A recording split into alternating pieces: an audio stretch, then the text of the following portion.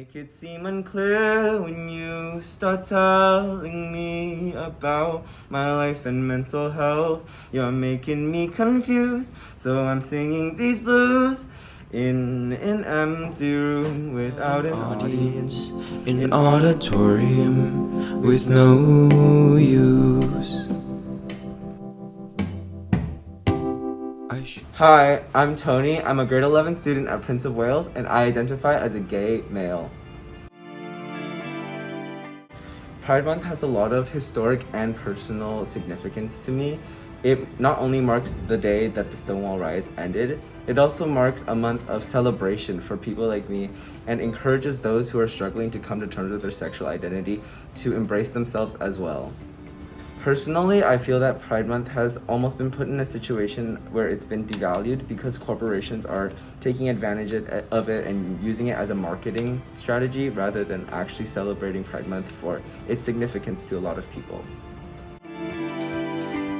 I feel like this is an experience very similar, shared by a lot of people that are like me, but we're those kids that ever since we were, could remember in first, second grade, we were into different things. We weren't as into sports. We were into sitting around and chatting with girls and gossiping and whenever we went through the drive-thru at McDonald's, we wanted the My Little Pony over the boy toy or whatever it was, those little things kind of always pointed out who I was gonna be, who I was gonna turn into. Yeah, I just had to take time to discover who I really was.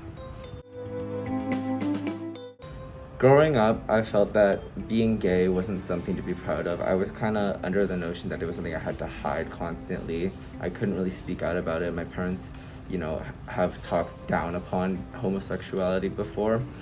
And a lot of that growing up was really hard to hear because I was living a secret that they didn't know. But as I grew up around, 7th, 8th grade, started going online and seeing that there's a whole community of people that are like me, that share similar interests in me, and seeing how accepting that community could be, I needed to be proud of myself to understand that I'm like them. I'm gonna be like those people. I have to be proud of who I am. Otherwise, I'm gonna severely beat myself up, which I did when I was suppressing those feelings. I had gone through a lot of mental health issues, bulimia, eating disorders, stuff like that. But the moment I came out and really expressed who I was, I found that I was 100 times happier with who I was. I was proud of myself. I lost weight, healthily. I live a healthy life. It's just been so much better for me being able to truly share who I am with the world. Growing up, I always thought boys were cute, and I would look at a boy and be like, oh, that boy's cute. And the first time I did this was I want to say at a summer camp in second grade, and there's this one boy, this little white boy, I thought he was really cute, and then the way I handled my emotions was to severely bully him, and I bullied this little boy for no reason. Yeah, it was really sad. And then I've liked guys growing up, but I never really had a true crush until 8th grade. And then when I was in 8th grade, I was in that stage where I was discovering who I was, and then I wanted to be confident, so I was projecting myself as confident, but I was doing it in a really messy way. And so the entire time I was with this guy, it was a whole shit show, and I just wish he would see who I am today, and hopefully he doesn't see me the same way as I did in 8th grade, which is actually not that long ago, but it's fine. Lessons, journeys. Hi, younger self. There's a lot of stuff that you're going through that you want to share out into the world, and it's hard because you're not ready to, and that's completely fine. It's okay to wait until you're ready, but just don't beat yourself up even more just because you're not ready. That one day you're gonna accept yourself and you're just dying to be there, but you just have to be patient because timing is everything. And if it didn't, speaking about now, if it didn't work out the way it worked out, I might not be like this right now. I could be still scared or some completely other different path. So just be patient with yourself and things will turn out how they turn out. To all the kids that are going through what I went through, I just want to say you have to not be afraid of who you are. That comes first. You have to accept who you are first. And that might be hard, but the only reason why it could be hard to accept yourself and you feel insecure is because you're constantly concerned about what other people are thinking.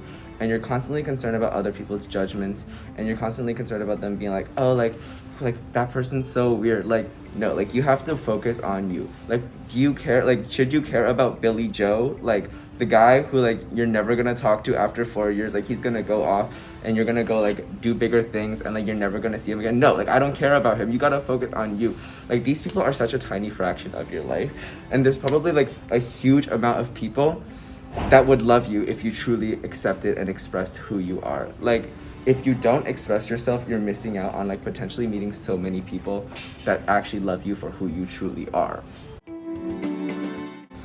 Music is such an important part of my life because I was exposed to it at a really young age, and I was enrolled in courses, and as I grew up I was exposed to different genres of music, and within those genres I was able to find communities of like-minded people who like to listen to the same subjects, the same topics as me. And because I was exposed to that community, it eventually led me to writing my own songs and feeling safe to express that with the world. And now I want to become like a musician, traveling around the world and sharing my art, because music is such a freeing form of like expressing yourself, and there's no like rules of how you can write a song. And there's always going to be people that are willing to listen to what you have to say. So yeah, music is such an important device, a tool. My debut album, Bedroom Tracks, I made it completely in quarantine off of like a really bad Chromebook with like a microphone that was like $20 that I got on Amazon, and no like actual recording device on like a free program, which really goes to show is like anybody can really go out there and create what they want to create. And this album, it talks about like, basically I tried to cover every single genre that I liked and also every single topic that was part of my life. So I talk about love, I talk about being angry and like being like petty and stuff like that. Like I wanted to like be able to show every single side of myself in my album, which I think I did successfully. Okay, I'm gonna sing y'all a little piece of my song Auditorium. Okay, I wrote it in the auditorium in our school, fun fact. Okay.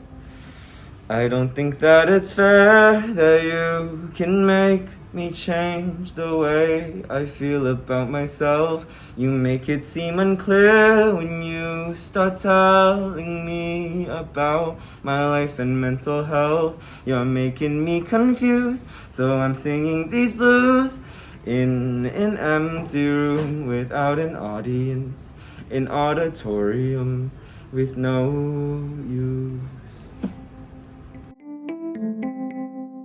So voguing is a type of dance that is super prevalent in gay queer culture.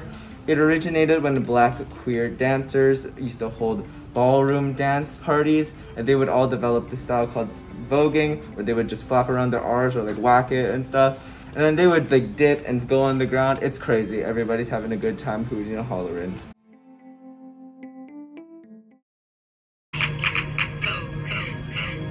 Walk for me, walk for me, walk for me, walk for me, walk for me, walk for me, walk for me, walk for me, walk for me, sir, walk for me, sir, walk for me, sir, walk for me, sir, walk for me, sir, walk for me, sir, walk for me, sir. Strike a pose, pose, pose, pose, pose.